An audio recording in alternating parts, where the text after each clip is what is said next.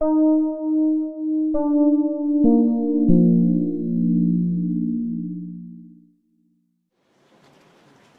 y'all's leadership, the state has fallen 46th in the nation. That's at the very bottom in what we invest on a per-pupil basis in our schools. We are 42nd in the nation in what we pay our teachers. This bill does nothing to redress those deficiencies. The budget spends $877 less in 2016-2017 per student than the state did 9 years before then, in 07-08 in real dollars. That's nearly $1,000 less per kid next year than we did 9 years earlier. I remember y'all didn't like the whole idea about inflation the last time we debated this.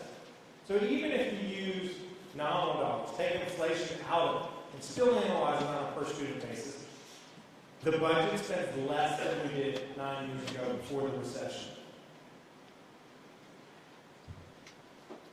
It spends half as much on textbooks as we did before the recession. It pays for about 15,300 teacher assistants, about 7,200 fewer TAs than we did before the recession, when we had tens of thousands of fewer students. Before the recession, we had 33,800 slots in pre-kindergarten. This budget pays for 28,400. That's a decrease of 5,400 pre-K slots. On teacher pay, we used to be at the national average. Today we're 42nd. This bill does little to nothing to fix that. The only teachers who get a pay increase are starting teachers. Any teacher above 5 years experience does not get a dime of pay increase, only one-time money. The bill does nothing to reward teachers who earn a master's degree in the area in which they teach. If our goal is to run the most experienced teachers out of North Carolina, into South Carolina, into Virginia, and even down to Houston, Texas, this budget will likely succeed. In many respects, it's time for us to get this done, but I want to talk just for a moment about budgets, because budgets are about priorities. And I would suggest that this budget talks to the people of North Carolina about several priorities that are. The first priority is to control spending.